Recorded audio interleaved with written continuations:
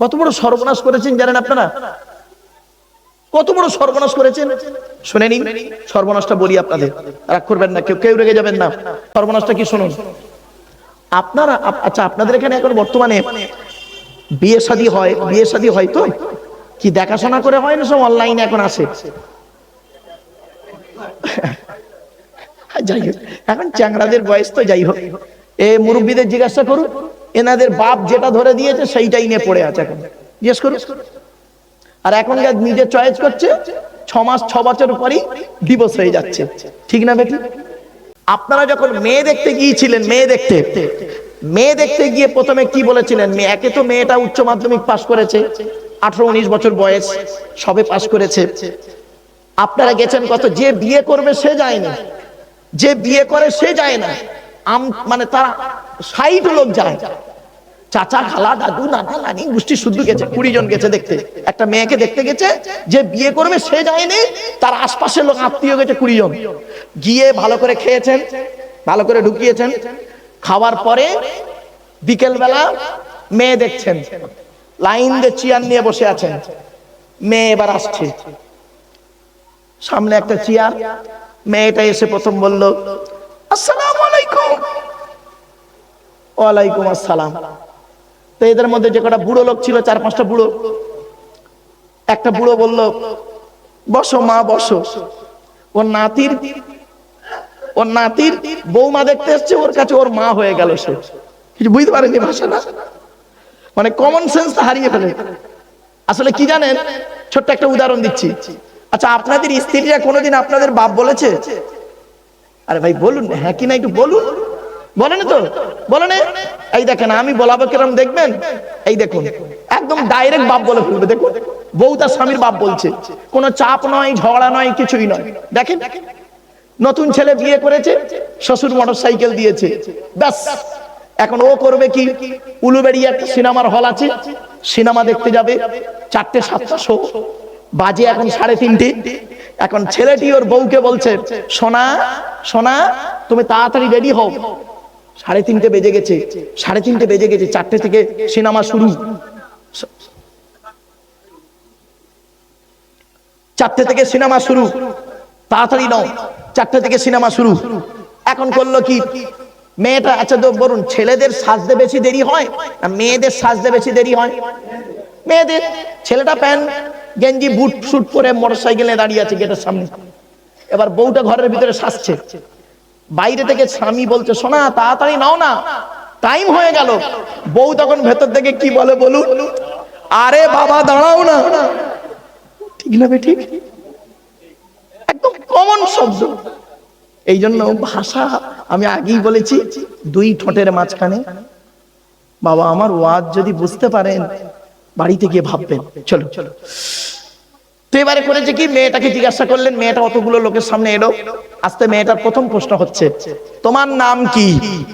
মেয়েটা বলছে, একটা নাম ধরে নিন, মোসাম্মদ জঞ্জালি খাতুন। জাস্ট মেয়ে। তারপরে প্রশ্ন হচ্ছে, তোমার বাপের নাম কি? তা মেয়েটা ধরুন বলল মোহাম্মদ চিটিংবাজ আলী মোল্লা। বাবা আব্দুল গফফার আব্দুল জব্বার বলে ফেঁসে গেছিলাম এক জায়গায়। তার মানে আমি বলেছি, ধরুন মেয়েটি বলল আমার বাপের নাম আব্দুল গফফার মোল্লা। এখন ওই প্যান্ডেলের ভিতরে একজন আব্দুল গফফার মোল্লা বলে হাজী সাহেব ছিল, উঠে দাঁড়িয়ে বলছে আল্লাহর কসম হুজুর আমার কোনো মেয়ে নেই। আমি সেই দিন বললাম যে বাবা আর এসব বলা যাবে না, তৈরি করা নাম বলি।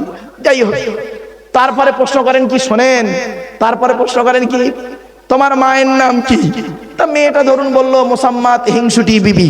হয়ে গেল। 4 নাম্বার প্রশ্ন কি করেছেন আপনারা? কোরআন পড়তে পারো? ঠিক না বে ঠিক? তা মেয়েটা বলল জি। অতগুলো লোকের সামনে বললেন কোরআন পড়ো। তা মেয়েটা অতগুলো লোকের সামনে কোরআন পড়লো, শুনলেন, বললেন যাও, চলে গেল। ভালো কথা।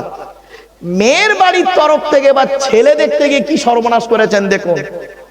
ছেলেকে প্রশ্ন করেন কি তোমার নাম কি, তোমার বাপের নাম কি, তোমরা ক ভাই বোন, তুমি কি ইনকাম করো? একবারও কি বলেছেন এই ছেলে কোরআন পড়তে পারো? এই ছেলে গোসলের ফরজ জানো? নাপাক থেকে কিভাবে পাক হতে হয় জানো? একবারও প্রশ্ন করেননি। তার ফলে কি ক্ষতিটা হয়েছে, এখানে যত মেয়ের বাপ বসে আছেন আপনারা, মেয়ের বাপেদের মাথায় একটা জিনিস ঢুকে আছে, আমার মেয়ে বিএ পাস করুক, এমএ পাস করুক, আর ডাইপার হোক, কোরআন পড়াতেই হবে। ওজন্য বিভিন্ন অ্যাঙ্গেলে কোরআন পড়িয়ে নেন মেয়েকে। আর ছেলের বাপ যারা বসে আছেন ওদের মাথায় ঢুকে গেছে, আমার ছেলে কোরআন পড়ুক বা না পড়ুক, নামাজ পড়ুক বা না পড়ুক, ওস্তাকার হলেই হবে, টাকার মালিক হলে হবে, বিল্ডিং থাকলেই, টাকা থাকলেই হবে। ফলে কি দাঁড়ালো, 40 বছর পরে বুড়িটা কোরআন পড়তে পারে, আর বুড়োটা চায়ের দোকানে কোরআন পড়তে পারে না, চায়ের দোকানে গিয়ে লোকের গোঁজা মারে। ঠিক না বেটি? আমার বাপেরা বাড়ি থেকে ভাবতেন এখনো সুযোগ আছে, এখনো মুরব্বীদের সুযোগ আছে, যারা কোরআন পড়তে পারেন না এখনো সুযোগ আছে। আপনারা অনুরোধ করে বলে যাচ্ছি, মসজিদের ইমাম সাহেবের কাছে বসে, এলাকার আলিম ওলামাদের কাছে বসে কোরআনটা শিখে নেবেন। কোরআন শিখতে মাত্র 2 মাস সময় লাগে, প্রতিদিন আধ ঘন্টা করে সময় দেবেন, যথেষ্ট। ছোট্ট একটা টেস্ট পরীক্ষা আপনাদের নেব কয়েক মিনিটের মধ্যে, চিন্তার কোনো কারণ নেই। দেখি এই টেস্ট পরীক্ষায় কে পাস করে আর ফেল করে। চলো এত এত পৃথিবীতে, আমার কথাই বলি বাপ, এত তালাকের ফতোয়া আছে, তালাকের ফতোয়া, হুজুর এই হয়েছে কি করব, কেন কি করলে, বলে এই অবস্থা, এত ভাষায় বলা যাবে না। যাই হোক, কত বড় সর্বনাশ আপনারা করেছেন দেখুন, রাগ করবেন না কেউ কিন্তু, হ্যাঁ আমি বাস্তবটাই বলছি। আপনারা যখন, আচ্ছা তার আগে একটা ছোট্ট প্রশ্ন করি, এখানে যত পুরুষ বসে আছেন, আমার ধারণা ঠিক হতে পারে, ভুল হতে পারে, খারাপ সেন্স নেবেন না, আমার ধারণা ঠিক হতে পারে, ভুল হতে পারে। এখানে যত পুরুষ বসে আছেন, বেশিরভাগ পুরুষ কোরআন পড়তে পারে না, ঠিক না বেটি? ঠিক। আর ও মেয়েদের বসার জায়গা আছে, হুজুর বসার জায়গা আছে। আমার ধারণা ঠিক হতে পারে, ভুল হতে পারে, এই গ্রামে বেশিরভাগ মেয়ে ছেলে কোরআন পড়তে পারে, ঠিক না বেটি? আচ্ছা এটা কেন হলো? জলসা তো মহিলারা দেয় না, জলসা তো পুরুষরা চাঁদা তুলে দেয়, মহিলারা শোনে, তো ওরা কোরআন বেশি পড়তে পারলো সংখ্যায় বেশি কি করে, আর আপনারা কমে গেলেন কি করে? সর্বনাশটা কোথায় করেছেন শুনেনি? যারা বিয়ের দেখাশোনা করতে গেছে, বিয়ের যারা দেখাশোনা করতে যায়, ওদেরকে কিয়ামতের মাঠে আল্লাহ যে কি জবাব নেবে, এখন থেকে রেডি হয়ে থাকুন। এবার আসছি, ছোট্ট একটা উদাহরণ দিচ্ছি, দেখবেন রাস্তার ধারে ধারে হাজি বিরিয়ানি বলে লেখা থাকে, তাই না? হাজি বিরিয়ানি, সামনে একটা লাল কাপড় জড়ানো হাড়ি। আচ্ছা, বিরিয়ানির সেন্ট বেরোচ্ছে, আপনি ওই বিরিয়ানির দোকানের সামনে দাঁড়িয়েছেন, বিরিয়ানির সেন্ট আপনার নাকে আসছে, আপনার বিরিয়ানির সেন্টটা নাকে আসাটা বেশি আনন্দ, না হোটেলের ভিতরে ঢুকে 1 প্লেট বিরিয়ানি কিনে খাওয়াটা আনন্দ? তার খাওয়াটা আনন্দ। এটা যদি সহজে বুঝতে পারলেন, আমি আব্দুল্লাহ গিল মারুফ শুধু ডায়মন্ড হারবার থেকে কলকাতা ঘুরে এসেছি, এসে কোরআনের আয়াত পড়ে মানে করছি, কোরআনের আয়াত পড়ে মানে করছি, শোনাটা বেশি আনন্দ, না আপনি নিজে কোরআন পড়তে পারলে আনন্দ? তাহলে কেন পিছিয়ে আছে? ছোট্ট একটা উদাহরণ দিচ্ছি, রাগ করবেন না কেউ। আচ্ছা বাবা, এই জলসা প্রতি বছর হয় নাকি? আচ্ছা, আগামী বছর এই জলসা হবে, কে কে চান একটু হাত তুলে দেখান তো দেখি। আগামী বছর এই জলসা হবে, কে কে চান হাত তুলুন। তাহলে আপনারা চান আগামী বছর জলসা হোক, আলহামদুলিল্লাহ নামান। আচ্ছা, এবার দেখি আগামী বছর ইসালে সাওয়াবের আগ পর্যন্ত 1 বছর সময়, এই 1 বছরের মধ্যে কে কে আছেন একটু কোরআন শরীফ পড়াটা শিখে নেবেন, একটু দেখান তো দেখি। কোরআন শরীফ পড়াটা শিখে নেবেন, যারা জানেন না তারা শিখে নেবেন। হয়েছে? এই হলো আপনাদের ঈমান। আপনারা শুনতে চান, শিখতে চান না। কোরআন স্টেজেই প্রমাণ দিলাম আপনাদের, আপনারা কোরআন পড়তে চান না, শুনতে চান। আর আল্লাহর নবী বলেছেন, কোরআনের প্রথম বাক্য হলো ইকরা, রিড, পড়ো পড়ো পড়ো। 92 জায়গায় লেখা পড়ার কথা ছিল, আপনি তো পড়েননি, আপনি শুনতে চান। অতএব কোনো অসুবিধা নেই, বাড়ি থেকে ভাববেন। অনুরোধ করে বলে গেলাম, খারাপ সেন্স নেবেন না, চলুন এগিয়ে যাচ্ছি। আমাদের আলোচনা চলছে কার? ভুলে গেছেন? আল্লাহর আলোচনা করতে করতে দিক চলে এলাম, আবার ব্যাকে যাচ্ছি। এরপরে আল্লাহ বলছেন, তো দেহের মধ্যে আমি 4টে জিনিস দিয়েছি গুরুত্বপূর্ণ। কটা? আজকের বাড়ি যাবেন আপনারা প্রত্যেকেই কম বেশি, বাড়িতে গিয়ে আপনার দেহের মধ্যে 4টে জিনিস আল্লাহ দিয়েছে, এই 4টে জিনিসকে যত্ন করবেন। চারটের একটা খারাপ হলে আপনি 100% মারা যাবেন, আর চারটে একসঙ্গে যদি খারাপ হয়ে যায় সঙ্গে সঙ্গে শেষ।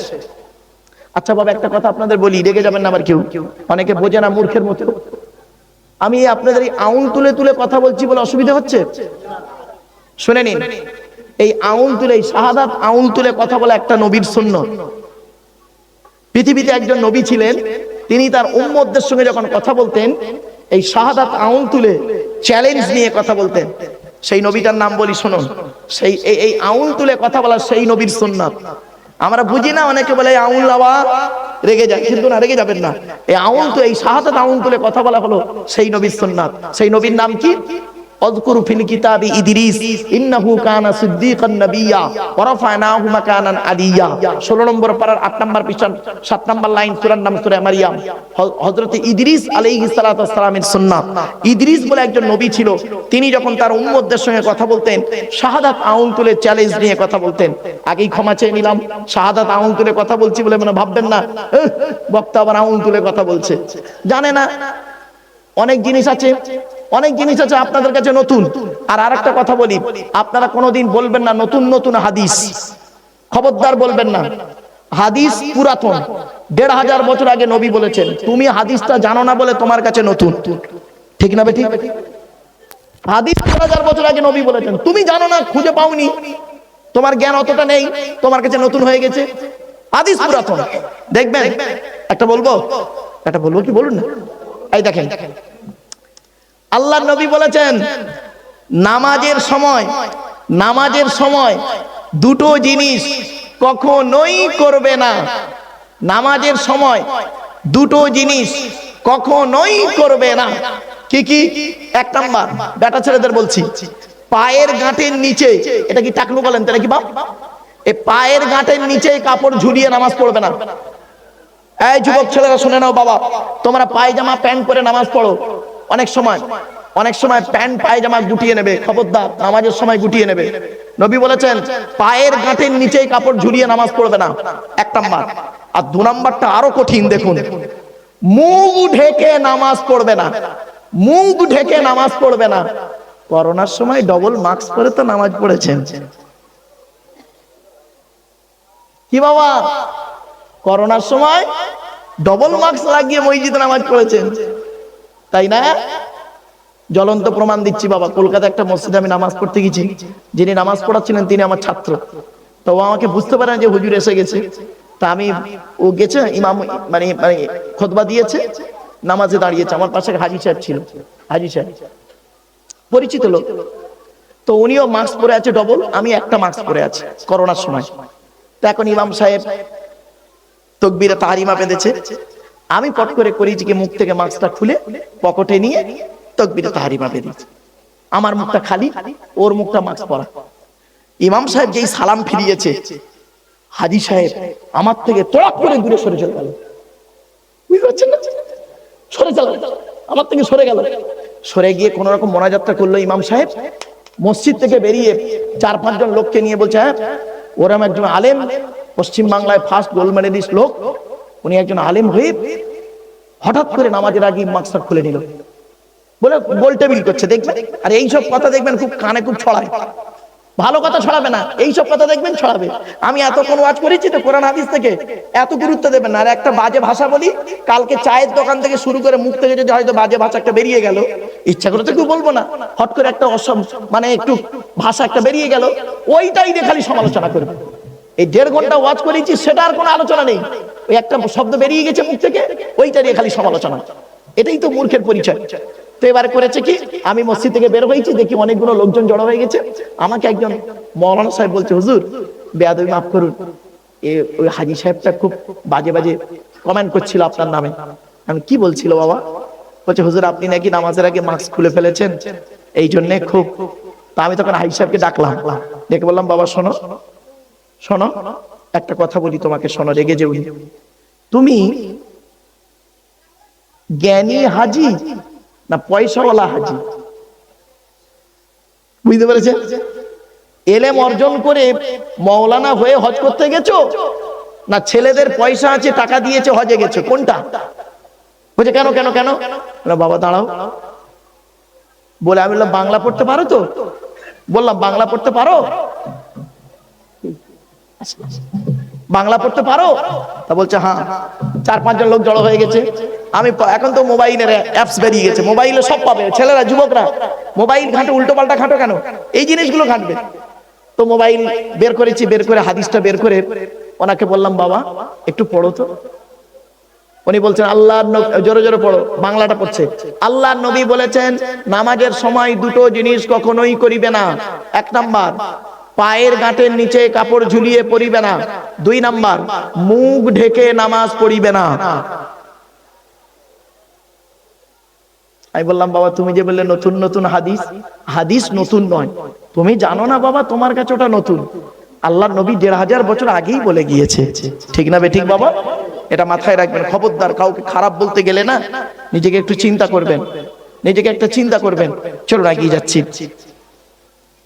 এরপরে আসছি আমাদের দেহের মধ্যে 4টে জিনিস দিয়েছে আল্লাহ পাক গুরুত্বপূর্ণ। কি কি? 1 number brain, 2 number heart, 3 number liver, 4 number kidney. এই 4টের একটা খারাপ হলে আপনি মারা যাবেন। আল্লাহ বলে তোর ব্রেনটা দিয়েছে খুব সূক্ষ্ম রে, এত ভালো সূক্ষ্ম জিনিস পৃথিবীতে কোনো জিনিস তৈরি করি তোর ব্রেনে যা দিয়েছি। চিপ চিপ, এই যুবক ছেলেরা তোরা মোবাইলে চিপ ব্যবহার করিস, 2GB 1GB, আপনার কি বলবো 8GB 16GB 32GB, তারপরে মাল হ্যাং হয়ে যায়, নিতে পারে না। আর আমি আল্লাহ তো সামান্য ব্রেন দিয়েছি, মারাত্মক চিপ। কখনো তুই এই ব্রেন দিয়ে আকাশে উঠে যাচ্ছিস, পাতালে যাচ্ছিস, আবার নদীর মাঝখানে যাচ্ছিস, যেখানে খুশি সেখানে এই ব্রেনের মাধ্যমে তোকে করাচ্ছিস। একবার তুই ভেবে দেখ, তোরও ব্রেন আছে, এরও ব্রেন আছে, এ ভালো আর তুই পাগলা, ঠিক না বেটি? সেম মানুষ, খালি একটা শিরা একটু স্ট্রোক হয়ে ফেটে গেছে, ব্যাস রক্ত জমে গেছে। এই জন্য ব্রেন হলো আল্লাহর দেওয়া একটা নিয়ামত। অযথা টেনশন চিন্তা করতে মানা করেছে আল্লাহ। আল্লাহ বলে তুই অযথা টেনশন চিন্তা করিস কেন? বইয়ের টেনশন করছিস, বোকা কথা করো, বউ তোর আপন, বউ তোর আপন। তোর ছেলে টেনশন করছিস, ছেলে তোর আপন। মেয়ের টেনশন, মেয়ে তোর আপন। তোর বাম্মার টেনশন, ওরা তোর আপন। তোর বন্ধু বান্ধব আপন, কেউ আপন নয়। মায়ের পেট থেকে এসছিস হাত দুটো মুঠো মেরে। আপনাদের দুটো হাত দিয়েছে তো, হাতগুলো ছেড়ে দেন, ছেড়ে দেন না, ছেড়ে দেন। এক্ষুনি দেখবেন আঙুলগুলো মোড়া, দেখুন প্রত্যেকের হাতে এমন আছে, দেখুন আঙুলগুলো মোড়া এরকম। কারোর হাতে এমন নেই, প্রেসার দিলে এমন হবে, নইলে এমন। কোনোদিন ভাবেননি? আল্লাহ বলছে মায়ের পেট থেকে যখন এলি তোর হাত দুটো ছিল আঙুলগুলো মুঠো মারা, আর যেদিন মরে যাবি আর এ মুঠো মারা মাল থাকবে না, তখন এইরকম হয়ে যাবে, এইরকম হয়ে যাবে। বাড়ি থেকে ভাববে এ জীবন শুরু হয়েছে 150 টাকায়, এ জীবন শেষ হবে 1500 টাকায়। এ জীবন শুরু হয়েছে কত বললাম? 150 টাকায়। এ জীবন শেষ হবে 1500 টাকায়। আমার এক বন্ধু কলেজের প্রফেসর, একসঙ্গেই পড়াশোনা করতাম, তো এই প্যান্ডেলের তলায় বসে ওয়াজ শুনছে আমার। আমি যেই বলেছি এ জীবন শুরু হয়েছে 150 টাকায়, এ জীবন শেষ হবে 1500 টাকায়, তখন আমাকে বলছে মারুফ ভাই কি হলো? আমি প্রফেসর, আমার বউ প্রফেসর, আমার বাপ প্রফেসর, মা প্রফেসর, আমরা 4 জন প্রফেসর। তো সরকার আমাদের মাইনে দেয় 5 লাখ টাকার উপরে, টোটাল সকলের মাইনে মিলে। আর আপনি বললেন জীবন শুরু হয়েছে 150 টাকায়, কি করে? অতগুলো লোকের সামনে আমি বলেছিলাম বন্ধু, বন্ধু যেদিন মায়ের পেট থেকে এসেছিলেন সেদিন সব থেকে দামি কাপড়টা কে কিনে দিয়েছিল? তো বলছে আমার আব্বা। বললাম কত দাম ছিল? বলছে কত, 1 থেকে 150 টাকা। বললাম কাপড়টা নিজে পড়তে পেরেছিলে?